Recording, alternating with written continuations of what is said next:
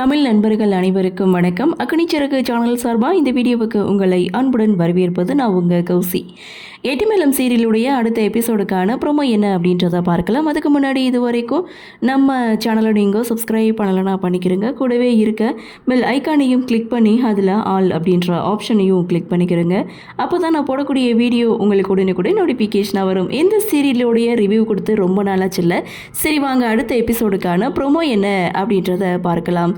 திருக்கல்யாணத்துக்கு ஒட்டுமொத்த குடும்பமும் கோவிலுக்கு போயிருக்காங்க. அதாவது வெற்றியுடைய குடும்பம், துளசியுடைய குடும்பம், அஞ்சலி, மகேஷ் இவங்க எல்லாருமே கோவிலுக்கு போயிருக்காங்க. போன இடத்துல துளசி கையில் சாமி சிலையை கொடுத்து கோவிலை சுற்றி வர சொல்கிறாங்க. துளசி, அஞ்சலி ரெண்டு பேரும் கோவிலை சுற்றும் போது ஒரு அம்மா வராங்க. அவங்க எதிரிகள் எரிமலையாக சூழ்ந்து நிற்கு, சிலையை கெட்டியமாக பிடிச்சிக்கமா அப்படின்னு சொல்லிட்டு போகிறாங்க.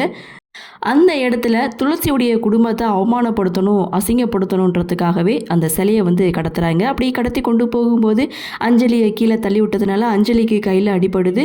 அதை மகேஷ் பார்த்துட்டு செம்மையாக கோவப்படுறாரு. இன்னொரு பக்கம் துளசியுடைய அம்மா வெற்றிக்கிட்ட ஹெல்ப் கேட்குறாங்க. இந்த சிலை திரும்ப கிடைக்கல அப்படின்னா துளசியை தான் எல்லாரும் தவறாக பேசுவாங்க அப்படின்னு சொன்னதும் வெற்றி, மகேஷ் இவங்க ரெண்டு பேருமே அந்த சிலையை தேடி போகிறாங்க. போனது மட்டும் இல்லை, ஃபைட் பண்ணி அந்த சிலையை மீட்டு கொண்டு வந்து வெற்றி துளசி கையில் கொடுக்க துளசி ரொம்ப சந்தோஷப்படுறாங்க.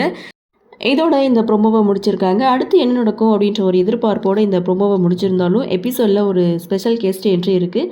ஸோ செம்ம இன்ட்ரெஸ்டிங்காக இருக்க போகுதுன்னு நினைக்கிறேன். சரி, என்ன நடக்குது, என்ன மாதிரியான சுவாரஸ்யத்தோடு கதைகளை நகர்வாக கொண்டு வராங்க அப்படின்றத நாமளும் பொறுத்திருந்து பார்க்கலாம்.